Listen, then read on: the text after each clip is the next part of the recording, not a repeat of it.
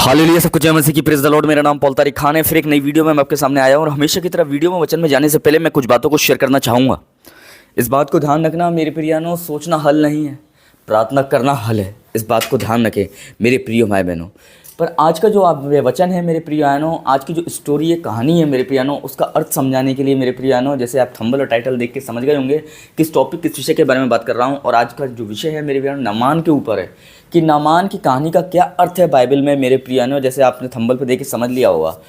अब मेरे प्रिय भाइयों बहनों, अगर हम पढ़ते हैं इसका दूसरा राजा अध्याय और उसका दूसरा राजा और उसका 5वां अध्याय और 1 से लेकर 27वें पद तक अगर हम इसकी स्टोरी पढ़ें तो आप मेरे प्रियानो, मैं लंबा चौड़ा नहीं पढ़ूंगा, पर मैं इतना कहना चाहूँगा मेरे प्रिय भाई बहनों कि अगर मैं पूरी स्टोरी को पढ़ूंगा तो क्या है, वीडियो बहुत लंबी हो जाएगी। पर इसको मैं शॉर्ट में ही आपको बताना चाहूँगा। आप दूसरा राजा 5 अध्याय 1 से लेकर 27 तक पूरा पढ़ सकते हैं कि नामान की स्टोरी, नामान की कहानी वहाँ पे क्या है मेरे बहनों।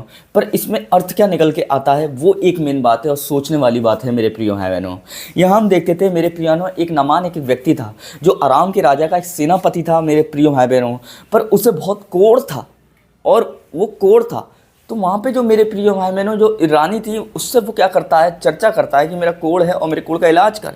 और आराम के राजा से भी बोलता है वो ये वाली बात। पर मेरे प्रिय भाई बहनों, आराम का राजा एक पत्र भेजता है इजराइल के राजा को, और जब इजराइल के राजा वो खत पढ़ता है, पत्र पढ़ता है, तो कहता है कि क्या मैं जलाने वाला परमेश्वर हूँ या मैं मारने वाला परमेश्वर हूँ? ये मुझसे क्यों पूछता है कि हम मैं परमेश्वर हूँ मेरे प्रियानो। और ये बात जब एलीशा को पता चलती है, जब एलीशा को ये बात पता चलती है तो एलीशा कहता है इज़राइल में एक भविष्यवक्ता है और उसको मेरे पास भेज दे। और जैसे ही वो इज़राइल एलीशा के पास जाता है मेरे प्रियानो, वहाँ बाइबल मुकद्दस बताती है कि एलीशा उसे क्या काम देता है। एलीशा उसे एक काम देता है कि जा यरदन पे जाके 7 बार डुबकी मार। इस बात से वो नाराज़ हो जाता है और क्रोधित हो जाता है। वो कहता है मैंने सोचा था ये मेरे लिए हाथ सर पे हाथ रख के मेरे लिए प्रार्थना करेगा, पर इसने तो मुझे यरदन में डुबकी मारने की कह दी। क्या हमारे देशों में, हमारे शहरों में अच्छी नदियाँ नहीं? क्या मैं वहाँ डुबकी नहीं मार सकता था? क्या मैं वहाँ चंगा नहीं हो सकता था मेरे प्रियानो? पर यहाँ तक हम इस चीज़ को समझने की कोशिश करेंगे मेरे प्रियो भाइयों बहनों। एक जगह हम ये समझने की कोशिश करेंगे कि उस राजा ने अपने कपड़े क्यों फाड़े।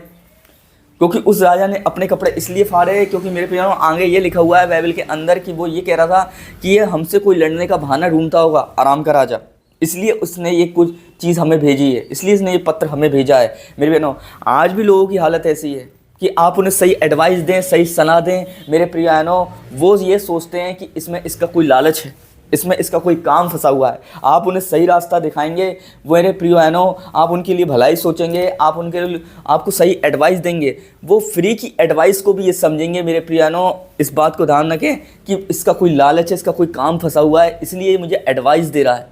किसी के लिए भलाई करने के बदले में भी आज इंसान समझता है कि इसका कोई काम फंसा हुआ है। आज बहुत से लोग होते नहीं होते हैं ऐसे।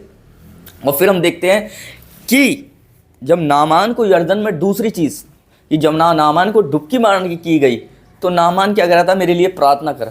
पर मेरे प्रियो, एलीशा ने इसलिए डुबकी मारने की कही उस यरदन में क्योंकि उसी यरदन में मेरे प्रियो यीशु अपने प्रजा के साथ वाचा का संदूक लेके खड़ा हुआ था। क्योंकि परमेश्वर की उपस्थिति वहाँ पर थी पहले से ही, परमेश्वर की उपस्थिति वहाँ पहले से ही वास करती थी मेरे प्यानो।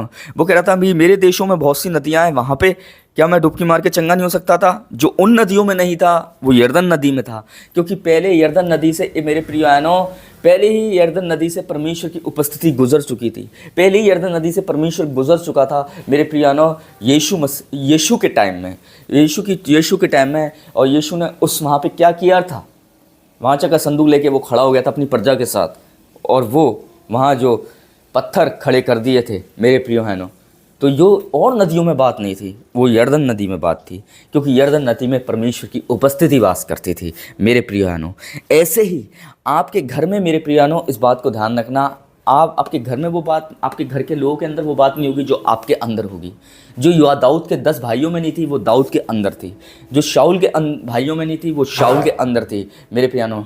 जो सैमसन के साथ जो लोग रहते थे उनके अंदर वो चीज़ नहीं थी जो सैमसन के अंदर थी मेरे प्रिय भाई बहनों। हम देखते हैं जो लूत के अंदर वो बात नहीं थी, वो अब्राहम के अंदर थी। ऐसे कई रेफरेंसेस मैं आपको देना चाहूँगा जिनके साथ लोग रहते थे उनमें नहीं थी, पर जो मेन इंसान था जिसको खुदा ने चुना था उसके अंदर वो बात थी। इजराइलियों के अंदर वो बात नहीं थी जो मूसा के अंदर थी। मेरे प्रियानो, ऐसे ही हम यहाँ देखने को मिलते हैं। ऐसे ही यहाँ हमें इस केस में हमें देखने को मिलता है जो और नदियों में बात नहीं थी वो यरदन नदी में बात थी, क्योंकि और नदियों में परमेश्वर की उपस्थिति वास नहीं करती थी, इस नदी में परमेश्वर की उपस्थिति वास करती थी। तभी एलीशा ने उसे 7 बार डुबकी मारने की कही, 7 बार डुबकी मारने की कही। इस बात को ध्यान रखें। हालेलुया। क्योंकि 7 दिन 7 ही बार उसने क्यों कही, एक बार क्यों नहीं कही उसने डुबकी मारने की। परमेश्वर तो एक बार में भी डुबकी मार के चंगा कर सकता था, पर उसने 7 बार इसलिए कही क्योंकि वो उसे कुछ याद दिलाने की कोशिश कर रहा था कि 6 दिन में परमेश्वर ने दुनिया बनाई और 7वें दिन परमेश्वर ने विश्राम किया। और जब हम देखते हैं ये यीशु के टाइम में और राजाओं के टाइम में क्या है, उसने क्या करा, 7 बार चक्कर मारे उस इलाके के और फिर उसने वहाँ छुटकारा दिया। मेरे प्रिय भाई बहनों, 6 दिन उसने दुनिया बनाई, 7वें दिन उसने विश्राम किया। खाली एलीशा उसे डुबकी मारने की नहीं कह रहा था, एलीशा खाली उसे चंगा करने की नहीं कह रहा था कि यरदन में जाके तू चंगा हो जा। एलीशा कुछ उसे याद भी दिला रहा था, स्मरण कर अपने खुदा को। वैसे ही हमें भी खुदा याद दिलाता है। जब वो कोई काम करता है ना, तो वो खाली चमत्कार नहीं होते, चमत्कार में उसके काम इसलिए होते हैं ताकि उसके पिछले कामों को आप स्मरण कर सकें। सबको जय मसीह की, प्रेज़ द लॉर्ड। खुदा आपको बहुत बरकत दे। वीडियो को ज़्यादा लंबा हो जाएगा, इसलिए मैंने शॉर्ट में इस मैसेज को, अर्थ को, नामान की कहानी को समझाने की कोशिश करी। आमीन।